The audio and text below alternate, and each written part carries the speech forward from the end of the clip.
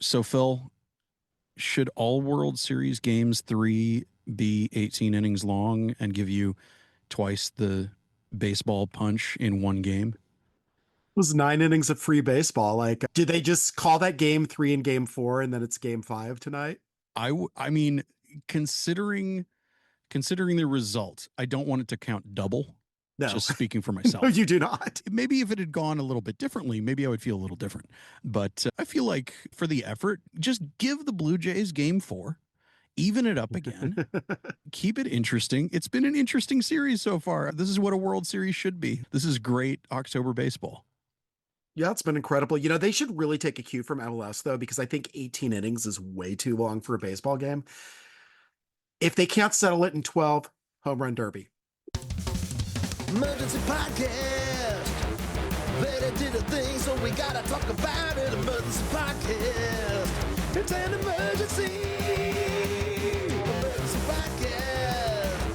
Shut up, hurry up, shut up, hurry up, shut up. Emergency podcast. It's an emergency.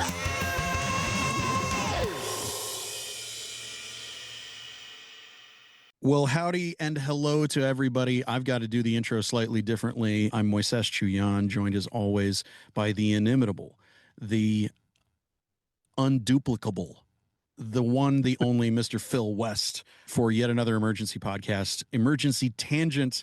You usually come to this podcast and hear about soccer, but we're going to talk all about baseball. So if you don't want to hear us talk about baseball, okay, I guess don't listen. But I think it'll be fun, even if you don't like watching baseball, even if you don't like staying up until 2 a.m. to watch a game that started at 7 p.m. Phil, to lead off with, we've talked about baseball. I know that we both love baseball. What I don't know, and what I'm learning, literally, as I think many listeners are going to learn it, is where your love of baseball goes back to. Did it originate with the Mariners? Is that precisely where it started? Were the Mariners an acquired love? Did you play baseball as a kid? In what way did the baseball mind virus get Okay. into your mind, sir? Okay. Yeah. And so, as with all sports, I had a little weird period with sports because I was bad at all of them. So I actually went to my first game. So I think you know about this about me. I think other people know this about me too. So I actually was not born in Seattle, even though I'm from Seattle. First 6 years of my life, I was in Southern California. And so my first game was actually a Dodgers game in Dodger Stadium. So, and I remember the national anthem. I remember being kind of like restless in the stands, kind of goofing off. Still, there was something about the atmosphere that was really compelling. And then moved up to Seattle in 1975, which was kind of a sports wasteland at the time. We had the Sonics, but we didn't really have anything else. And lo and behold, the Kingdom got built, which is essentially a gray concrete grapefruit squeezer on top of a round stadium like of the era. Like, Cincinnati had one, I think Cleveland had one, Oakland still has one. I believe the Oakland Roots play there now, and I think the Oakland Soul plays there too as well. So again, yeah, just utilitarian 70s design. Just it's a big circle and you have seats, and that was the place where the Mariners and the Seahawks were born. So did go to a Seahawks game, but we more often than not went to Mariners games because they were cheaper, they were easier to get into. And you'd have this glorious kind of August sunny day in Seattle, 82 degrees, sunsets at 9 p.m. or later. It's perfect. And you go from that kind of glory into this massive dark dome and then you come out several hours later after you've watched a baseball game. So that's what happened. And then I was playing a little bit at the time. I played t-ball and then I played regular baseball. First time I played t-ball, I hit the ball and promptly ran to third base just to be different, Dude, which is one of well, my mom's favorite stories. I I did something similarly strange playing t-ball Okay. where you're having all these rules explained to you. And I mean, I was 4 or however old I was. I was 6. I don't know. I don't know. I was very small. I was very small and I didn't have any money, to quote the John Mulaney bit. And I had it explained to me that the shortstop could go to second or third, as in they could Oh. cover second or third base. I thought it meant Right. that playing shortstop, I could divest myself of my glove, Mm. become a runner, and run second and third bases. It took me stealing home for one of various dads that was minding us to realize, wait a minute, where did our shortstop go? I didn't see you get up to bat. You know what? Let him have it. And so I still didn't understand some of the basic rules of baseball during the most elemental moments of my fandom becoming what it was. So the last time I played, I think, was fourth grade. I believe we were a Burger King sponsored team called the Whoppers. And I had an impossible strike zone because, again, I'm 4 feet tall, if that, at this time, right? So because I enter junior high school 4'3" as a seventh grader. So that's where I was. Obviously, I am still short, but not as dramatically short as I was in that. So impossibly small strike zone. I wasn't valued for my on-base percentage because that wasn't really a stat at the time that people were minding. But I had 4 strikeouts and 15 walks and 19 at bats. Did not get a hit at all, but I got on base about 4/5 of the time. So yeah, that's me. That's me playing baseball. And then I stopped playing baseball. And then I tried a couple of other sports. And then I just gave up on playing sports, but did not give up on watching sports and being interested in stats and things like that. And so baseball kind of scratched that itch a little bit too, even though, as we'll talk about in a little bit here, 49 years of the Mariners and they have not been to the World Series. And during my youth, they were terrible. We'll get into how terrible in a second, but we want to flip it to you and your baseball origin stories and talking about, you did not start a Blue Jays fan, but you resolutely became a Blue Jays fan. I did not, but resolutely and defiantly powered by spite, like the noble Blue Jay, I think. One of the things that you mentioned that powered by spite. Just that, I mean, how better to describe it? One of the things you touched on. I need that on a shirt. Oh, look, we should make the shirt. Frankly, maybe that's the new Verde All Day motto. Maybe maybe we have a slogan now. Maybe we found it thanks to baseball, of all things. One of the things you touched on that made me think of something is that growing up, I mean, when I was a kid in the 80s and 90s, one of the things about Major League Baseball was that there were so many games and they were relatively affordable to get into. And for me, one of the things that I enjoy about baseball as a live experience, as opposed to watching it on TV, where it has always been a how many commercials can be delivered machine, is that it's a really great hangout sport where you could be there for 3 hours. You could be there for 5 hours. You are hanging out, chilling out. It is a game that you can pay 100% attention to if you want. Totally. You can also pay very passive attention to it. Just go into a game. You don't know why? Because when something exciting happens, everybody knows instantly. And their attention is diverted to the crack of a bat. The crowd is going to let you know. The sounds of battle will let you know when the charge has begun. You could have not been paying that much attention when the first pinch hit grand slam happened in the World Series the other night, but you sure knew the moment the ball hit the bat. That kind of elemental thing about baseball is something that I always loved about it. My dad was Cuban, and so as much as it plays into a stereotype, I was very much reared with baseball is a very important sport to us. He also was into boxing, soccer, he understood and just kind of watched with me because I liked it and I played it and it was what was on TV. But baseball was it. Baseball was the thing where club baseball in Cuba, as impoverished of a country as it has been for the vast majority of its history outside of the people putting together casinos and getting rich off of the backs of the working class, always has had this healthy baseball culture. And it's something that it was the sport that I had friends from school who played it. All their dads were our assistant coaches. I played first. Well, I played for the Lone Rangers soccer team, Lone Rangers plural, at the local Y.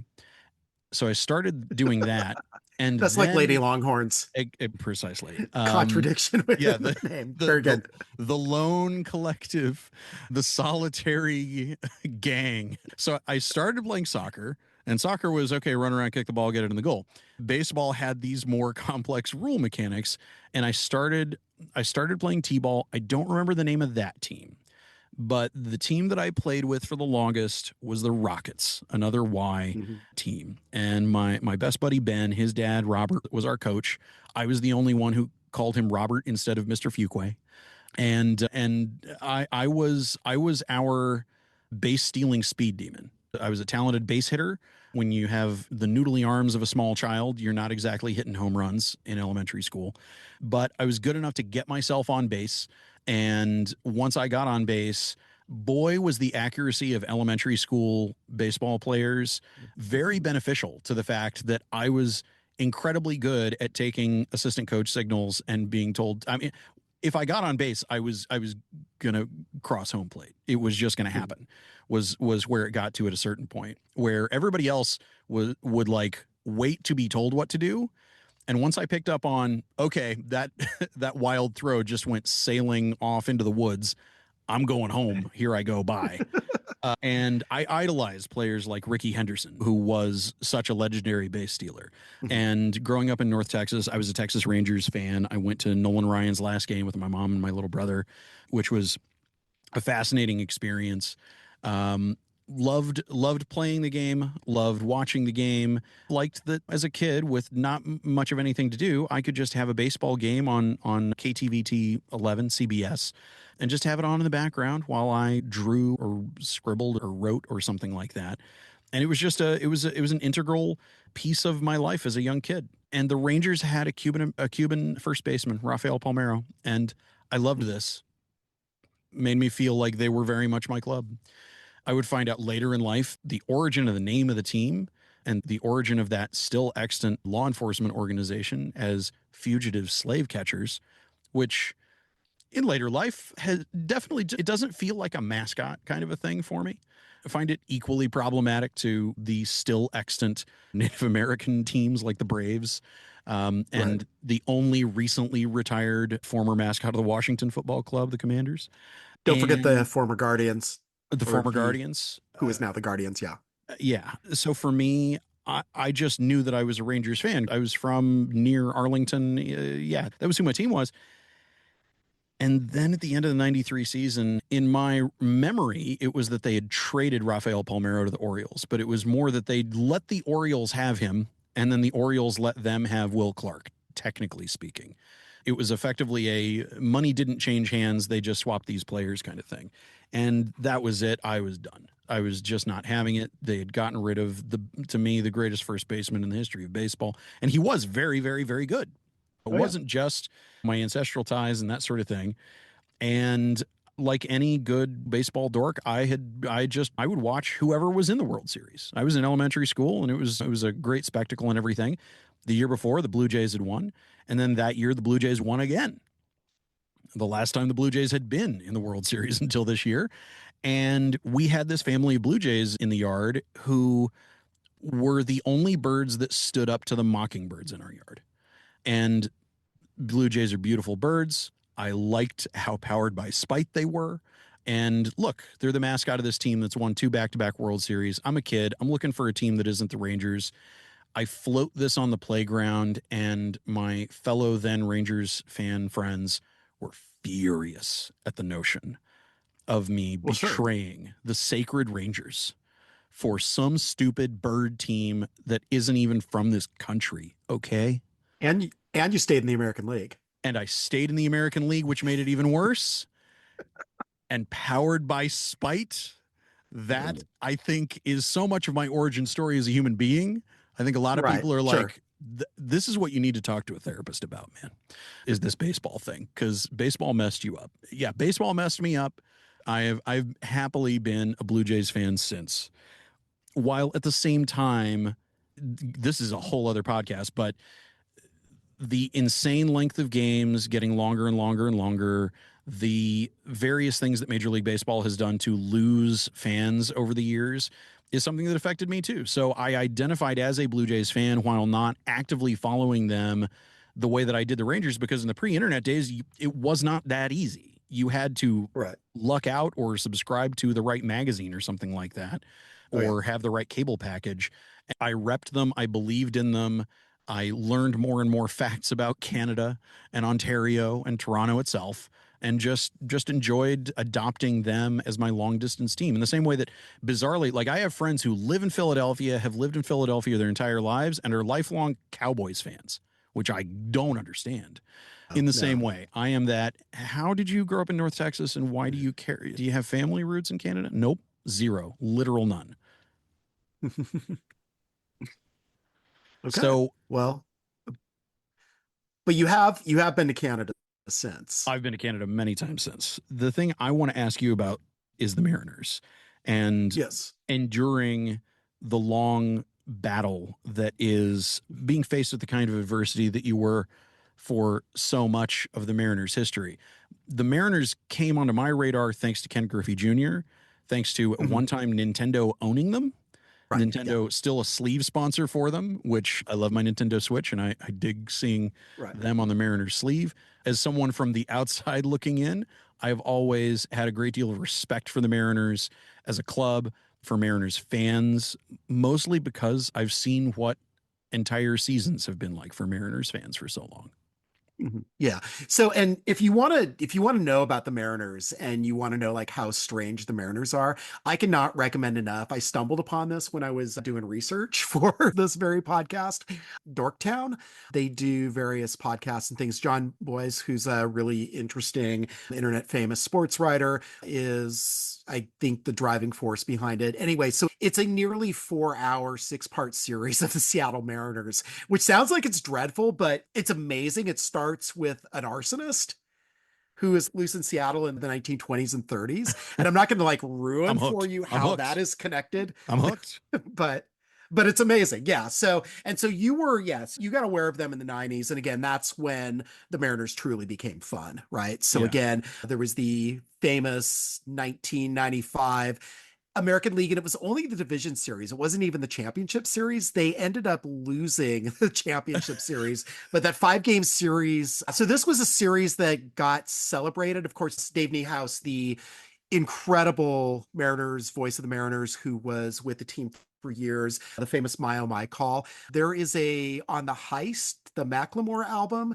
It's not the best song, but My Oh My kind of encapsulates that moment and being a Mariners fan in that era. Yeah. So if you're curious about that and you can stomach a 5-minute Macklemore song, you can listen to that as well and get some context. But they were terrible for a long time. Their lifetime, and again, this is a team that once went 116-46 in a season and still didn't get to the World Series because they've never been to the World Series in 49 seasons. Their lifetime record is 36-89 and 40-22 for a 478 win percentage. And a lot of that had to do with just how miserable this team was for their existence. 1991, their 15th season. You know what they did? Something bad. I was small, so I don't know. I don't know at all. First season over 500. First season over 500, and I missed it. 2 games over 500. I was just a stupid kid in, I don't know, first or second grade. 83 and 79. Not paying attention to their great triumph. Yeah, I went from being a 7-year-old when they started to having graduated from college and was playing in a band in Seattle, like right around the time that like Nirvana was super big by the time that they got a winning season. So yeah, there's some context. Maury Wills, one of their early managers, ended up getting a 317 win percentage with this team. He was hired in 1980 and then was summarily dismissed in 1981. By the way, he's got a couple of books because he was a famous base stealer. Speaking of, one is called It Pays to Steal. The other one is On the Run. And in that book, he's quoted, according to the internet, saying about his managerial downfall in 1981, "I lost my patience. It was a lousy team. It was the Mariners." So it was a lousy team. It was the Mariners. Yeah, a memoir by Phil West. Also on a t-shirt. Yeah. Reporters hammered Willis for his curious decision-making. Among his list of supposed blunders, he called for a relief pitcher, but had forgotten to tell anyone to warm up. He said outfielder Leon Roberts would be a starting center fielder. The problem, the Mariner has traded Roberts more than a month earlier. Another time he called infielder Dave Edler in the manager's office and demoted him to Triple-A. Then catcher Brad Golden walked by on a dime. Wilden demoted Golden instead of Edler. And in Golden, incidentally, was traded for himself. He was a New York Yankee, and then he became a Seattle Mariner and was traded for a player and then a player to be named later. He ended up being the player to be named later and got shipped back to the Yankees. So that is a rarity, Wow. but that is Yeah. indeed something that happened. Bringing up unfortunate trades. You're just dredging up my trauma again. But then they got good. Randy Johnson, of course, one of the best pitchers of his era. My favorite quote from him, and this was 1995, he claimed, "I don't own a gun, but I keep a bag of baseballs near our bed. If someone breaks in, they better be wearing a batting helmet because I'm going to throw at their head." Yeah. Randy Johnson was one who I followed, not just my team, but I followed all of baseball. I was interested in Don Mattingly and Ryan Sandberg and Randy Johnson and the Bash brothers at Oakland. If I had non-Texas teams that I followed or at least paid attention to the most when I was really actively, if a baseball game was on, I would just watch it. I would watch Mariners games. I would watch Oakland A's. I just didn't care about the Yankees. Too many people love the Yankees. So great. The Yankees exist. Good for them. But Randy Johnson on the mound was the kind of guy that I knew that as a player, I was in trouble when I could tell that the guy that I was facing on the mound looked like he paid a lot of attention to Randy Johnson, because those kinds of pitchers are the ones that really take baseball seriously, such that you should be scared. You really should be scared about it. Randy Johnson trained an entire generation of kids to be absolute monsters on the mound. Mm-hmm. You know what his hobby was, by the way? What? Other than throwing baseballs at bird I don't know, dogs? bird watching? He was a photographer. He would go to rock shows and Oh, wow. take photos. That's Yeah. wild. Well, all strapping 6'10" of him. Yeah. So pretty Seattle, good, actually, too. Seattle, that's a good town for that. Yeah. I was a baseball card collector for a bit, which card collecting is still a bit of a thing. Sure. And bizarrely, like most of my prized card possessions had nothing to do with the team that I was following for the longest time in childhood, the Rangers. And I accidentally realized that I had some pretty good Blue Jays cards. And then I had some good Expos cards, and RIP the Expos. But the whole notion of that kind of carrying a binder of cards around and going to the grocery store and getting packs of them, it wasn't quite as and the terrible cynical. Gum. Oh, and the horrible gum that if you want to chew it, okay, you're going to lose your baby teeth even faster.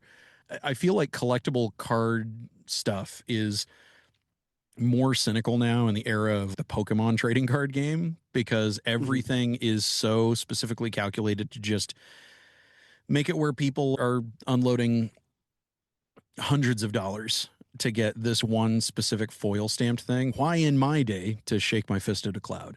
I remember that it was a fancy thing to collect the particular upper deck ones that were on specifically glossy card stock that had just a higher quality and fidelity to things, rather than the ones that were just ink printed on cardboard without that kind of glossy finish to it. Were you into any of that kind of stuff? What did you collect? Yeah. I mean, of course, I grew up in the 70s. So, of course, I had baseball cards. I had football cards. I remember, NFL card collections. Well, what was like just baseball card specific? Did you have a prized possession card or one that? Not really. I mean, I collected for a little bit. I never really got anything that was like super good or enticing or anything like that. It just, I remember, here's a pack of cards. I'm learning about some players. Here's some terrible gum. I've made that mistake before. I'm not going to do that again. That sort of thing. But yeah, I mean, I understand like the rationale for it. This obviously like way predates Pokemon, right? But I see my daughter now and her and my niece with their Pokemon card collections. I've taken her to Dragon's Lair to trade with some folks, right? So around the dork tables, and it's the same sort of energy, right? So you have these things you want to, in a case of Pokemon, you want to trade them for other things. You want to see what other people have and all that. So what people lucked into. Yeah. But I guess that's still going on. It's still a thing. I don't know. I'm like oblivious to it. But the reason I even brought it up is that there is a collecting thing that I know that we are both into to an extent. We're both, I think, connoisseurs of a good baseball cap. There are particular designs of them. Is there, Mhm. as a Mariners fan, is there a particular era or version of the logo that you prefer? I know that as a Sounders guy, you love the Orca. I love the Orca. Yeah. I love the Orca. Mhm. It's one of the unquestioned wins of MLS design of late. But specific Right. to the Mariners and baseball, do you have some, oh, this was it, this was the best when it comes to a particular design of it, or is just the basic, I mean, the compass logo good for I you? like the OG upside down trident as the M, even Nice. though that's apparently terrible luck, but that's a great logo out of the box. That's pure 70s, blue and yellow. They Yeah. changed the color scheme. They went very, very heavy teal in the 90s, Yeah. as a lot of people did. I mean, it's an S with a compass. It's okay. The Kraken S is cooler. Like it's an actual sea monster. They could do some stuff. They could jazz it up. I understand. Yes, you're a mariner. You use a compass. You have a compass. That makes a lot of sense. But also tridents are cool.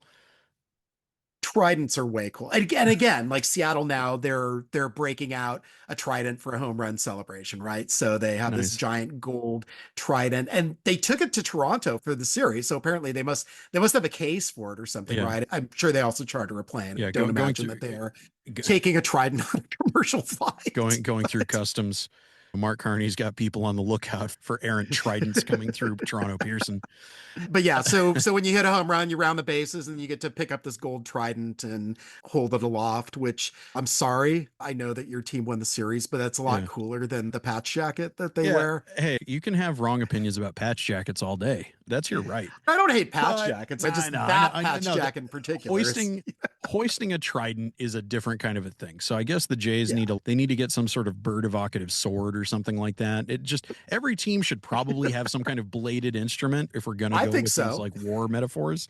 The collectible thing, hat related thing that I wanted to mention, and if there's anything else you want to talk about, this is the one thing that I alluded to, that I have a hat that has been blessed by Stan Lee, not a Toronto Blue Jays fan, not a Toronto Blue Jays fan at all. Yankees fan, known Yankees fan. So when I was doing my side gig hosting Q&As at comic conventions, the thing that got me taken on the road doing that was this one time I did a Q&A with Stan Lee, and it was trading favors with the guy that was running programming for a show where I was like, hey, he's doing 3 different Q&As. Can I have this one that he's doing with the guy who's been writing Amazing Spider-Man for longer than basically anybody other than him? So I did that. Stan and his manager liked what I did. The people at the show liked what I did. I got good reviews from it. And so his manager goes, hey, Stan's going to be doing kind of this like farewell tour of last Comic-Con Q&As that he's doing. We like that guy. He gets the way that we like to work. Can you bring him? And so I get a call from the people that run the thing, and they're like, hey, so can you be in Toronto in 2 weeks? And I'm like, for what? And they're like, for Stan's last Canadian appearance. Pay me? Pay my travel costs, blah, blah, blah. They're like, yeah. But you can, scheduling wise, you can be here this day to this day. And I was like, yeah, sure. Okay. And so we get up there, and it's my first time in Canada. It's an amazing city. If you've never been to Toronto, I highly recommend it. Finding an excuse to go to Toronto. Stan and his crew get there. I talk to them. He's like, hey, kid, I remember you. You're the guy who likes Robin Hood with Errol Flynn. Okay, all right, yes. So we'll do this, and you'll ask me the same 5 questions, and I'll make fun of you and act like I'm your Jewish grandpa. All right, good. And so we're all set. We're going to do the Q&A later that day in front of 3,000 people in Constitution Hall at the Metro Toronto Convention Center, okay? Over there on Front Street, bud. And as I'm walking over there, the Rogers Center is right there next to the convention center. And they have, like any good baseball team, they have many opportunities for you to cross their palms with some silver for some of their delightful merch. And I saw this whole rack of Blue Jays caps, and I went, you know what? I don't care if I get reimbursed for it or not. I'm going to grab a couple of hats and see if I can get Stan to take one, because that'll be a hell of a photo op, even though I know he's not going to put it on, because he's not going to let on that, oh, he's switched allegiances to Toronto of all teams. Who does that? Who would do such a thing? Only someone powered by nothing but spite and poutine in this case. And so I had these two hats, and I was like, "Hey, so I just made this up. I just straight up lied to then living legend Stanley and his manager. I was like, the people who run the show, they just wanted to know he doesn't have to put it on. And his manager's like, he's not going to put it on. I'm like, yeah, calm down, Max. And I was like, Stan, they want to gift this to you on behalf of all of Canada and specifically the city of Toronto.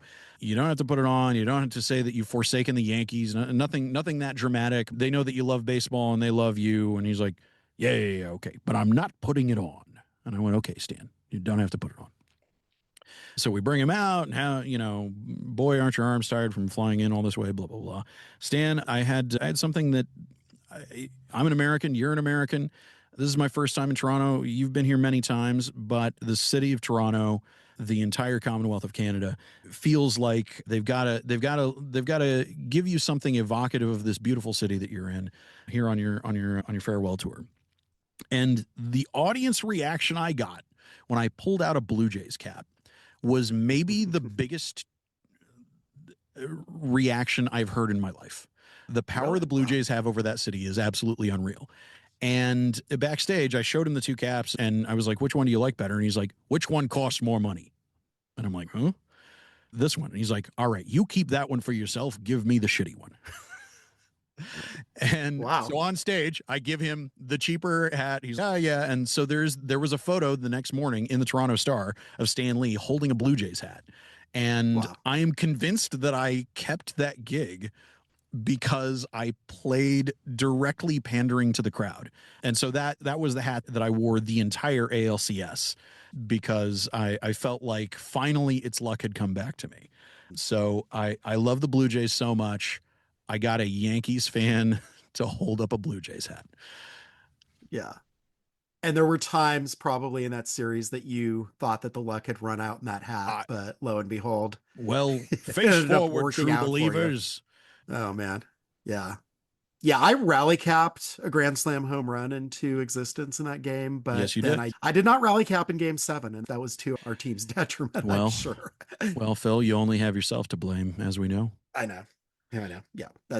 Yeah. We explain superstition to my daughter recently based on that incident. So that is did you have anything else? Because I realized I did have one thing that we could run through real quick as a button on baseball talk on a soccer podcast. Okay. Yeah, I did just want to say, you had talked about changing allegiances. I in Texas kind of had the opportunity to do that, but I never really loved Houston, and I knew that I probably would not like the Rangers. I had been to that stadium once actually to see the Mariners. Griffey hit a grand slam in that game. I have never seen a ball leave a stadium faster. It was incredible. It was trying to get out of the Rangers stadium. That's like everybody tries to get out of Arlington eventually. Yeah, it was the ballpark in Arlington. Yeah, it was incredible. In Arlington. Boy, what a name. Which it's a great stadium, but it's not a great location. So not a great location. Yeah. But I think the best thing about it is it hides. Yeah, it hides that there's no skyline. Yeah.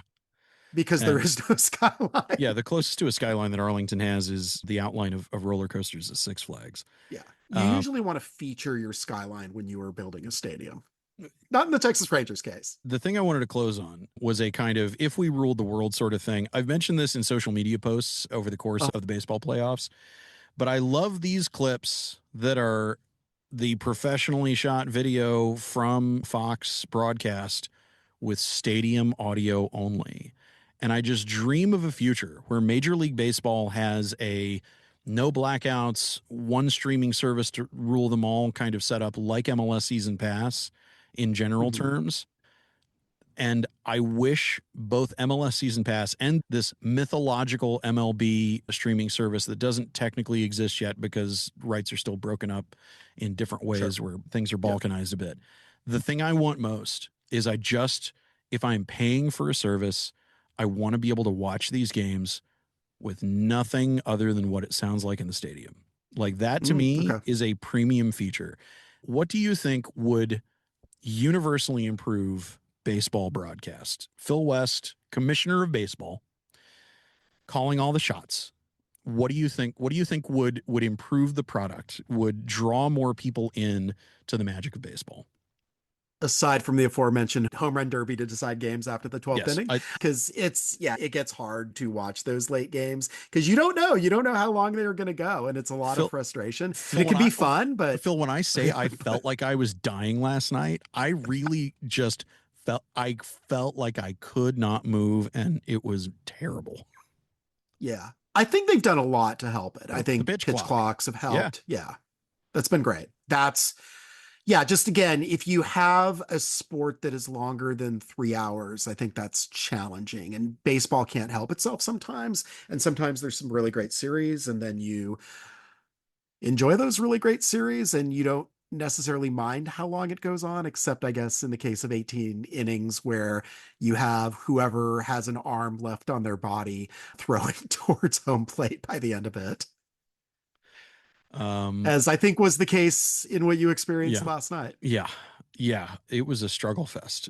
Nobody looked like they were having much fun. Nobody other than Vladdy with his cut fruit tray. At one point, it was just they were dying for anything that made for good TV. And when they saw Yeah. that somebody had brought Vladdy like some sliced fruit, they just sent a camera guy to go find the angle of where that fruit tray rested. And they just cut to a still shot of this cut fruit sitting on a tray. Oh, fantastic. Yeah. Good deal. That's amazing. The thing that I was worried about as somebody who pays attention to Austin FC is that somehow game 5 was going to interrupt the travel of people going out to LA for the game 1 this Wednesday against LAFC. Right. And actually, speaking of that, I should mention that our friends at Los Verdes have an incredibly special thing for people, Phil.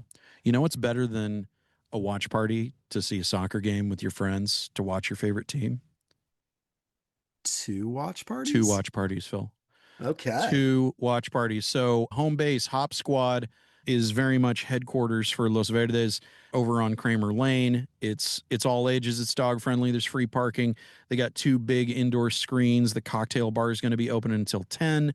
Even though the game doesn't kick till 9:30, if you're going to go hang out early. But Yucatan Tacos and More is also going to be open until halftime. And Hop Squad's going to be doing $5 beers during the party. Now, let's say All right. you're not that far north. You want somewhere more central, closer to downtown. Well, Chalmers Austin over off of East Cesar Chavez is also going to be open. It's also all ages. On-site and street parking is available. Big screen with a whole lot of seating out back. The food trucks will be open until 9, and that's Discata and Rolling Smoke BBQ. I love this, and I've heard tell of there being interest in trying to pop up more watch parties in more areas of town for folks because it's not always easy for people to get to this place or that place. And so if you're an avid supporter and if you're a member of LV, a lapsed member, and maybe never been a member of LV, and you're interested in helping host one of these kinds of things, maybe being a sort of watch party captain, that's one of the things that I know that Los Verdes is going to be working on a lot of in the postseason and off season, because it's something that everybody wants to have more places to go to see and hang out with their pals. So look, we said it was all baseball. We got one little bit of soccer in there. Yeah, and we can't promise you in those watch parties that it will be a PK sequence where 3 players hit the ball off the woodwork, including a pair of brothers, the Roldan brothers. But happened last night with Seattle, Minnesota. And then I went to bed right after that. I did not watch game 3 as you did. So I got decent sleep. I will say that I did not. woke up to a few interesting texts this morning that chronicled your journey through the wilderness that was game 3. I was like, I've got to start texting Phil. I know he is not awake, but I have to give him something of a thread of what this journey was for me, because as you suffered 15 innings in the division series, Yes. I guess karmically, when the Jays beat the Mariners and keep them out of their first World Series, I guess we had it coming to us in some respect. Or maybe we just blame it on Freddie Freeman or Dodger Stadium as being a home of the Game 3 curse. One or the other, something like that. That Ohtani guy's pretty good too. He's okay. He has to pitch tonight.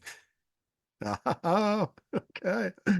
All right. Thank you so much for hanging out with us, doing some baseball talk. Again, we're open to suggestions as to what kind of emergency tangents you want to see. But by the way, if you are listening to this and you have not jumped on to the new MLS survey yet, I'm going to send something out, email on the newsletter, which will just have that link by itself so you can catch that. But the feature that we did with Justin Ruderman, the foreign exchange on LAFC previewing Wednesday's match, that link's in there. You can make your feelings known about the league, and then you can make your feelings known about Austin FC. All you have to do is say, oh yeah, I am an Austin FC fan. And then it will take you to questions that I created, and then we'll feature those in a future Verde All Day. So we can, and they're fun. They're fun questions. They deal with the season, but they deal with the season in the way that you have expected me to deal with the season. Yeah, and not necessarily powered by spite, but it's a powered by mirth. It's a breezy blast through and covers all kinds of stuff from MLS Season Pass as a product, MLS Play in general, and don't think that you're getting fed directly into the mind of the league. This is Phil wanting to know what the people think, and if you don't fill it out, you can't tilt the metrics in the direction of what you believe is true and honest about the most major of leagues, Major League Soccer. Yes. Even more major than Major League Baseball? Feels that way sometimes. This is the best finger food in the history of the 8 years I've been on this planet.